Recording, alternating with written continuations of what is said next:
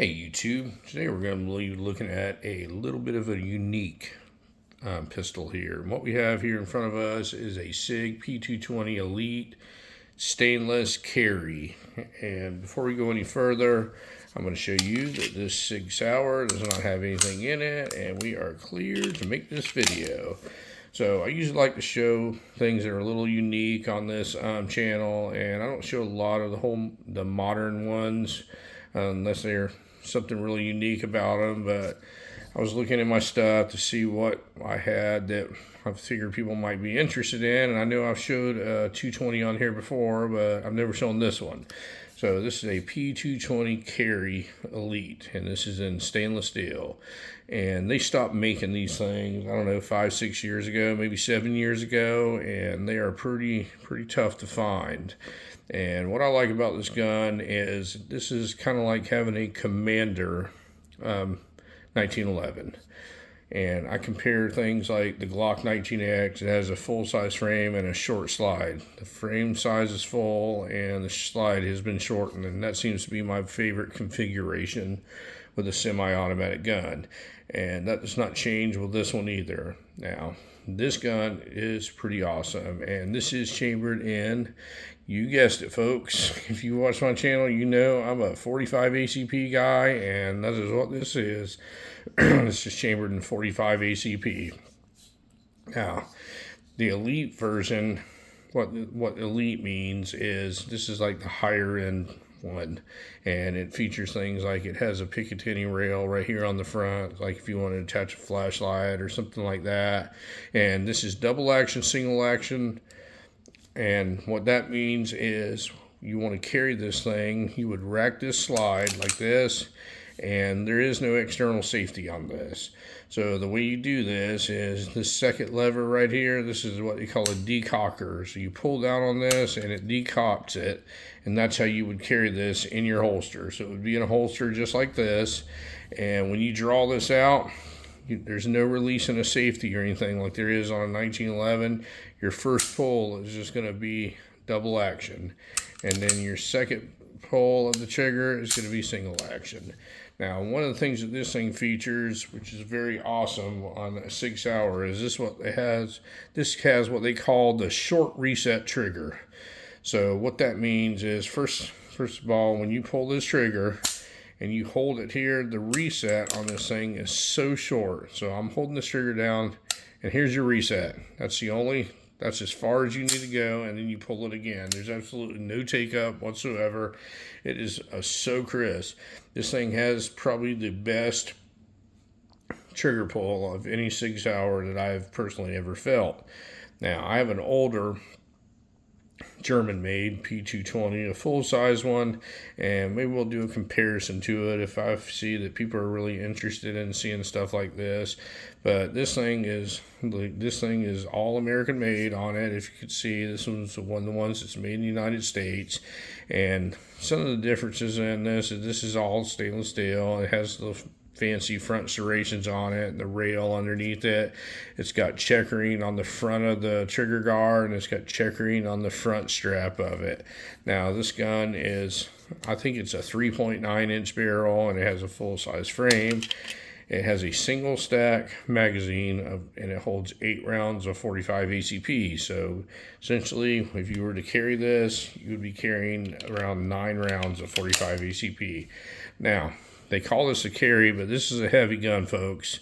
This is going to be difficult for a lot of people to carry just because of the sheer weight of it. This is like carrying a full-size 1911. I think this one may weigh more than a 1911. And what we'll do one day is we'll take like a Commander size, comparable size 1911. We'll compare them. We'll see which one's heavier, which one's bigger, and the size comparison. So some of the modern things Sig did is they put this extended beaver tail on it, and it's got like these G10 grips. These things came from the factory with wood grips on them, but these G10 grips that it has on it, these things are made by Hogue. They give you a little bit more grip for the 45 recoil on it. It's got Sig night sights on it. They're like a 3-dot configuration, and it's equipped with an external extractor like all Sig double action, single action pistols are. And the way this thing breaks down, I'm going to show you how this breaks down here. So what you're going to do, pull the magazine out, and you always check to see if it's loaded. And you're going to lock this slide all the way back. And as with all SIGs, this thing has a takedown lever on it. You pull this takedown lever down, you release this slide, and it comes right off.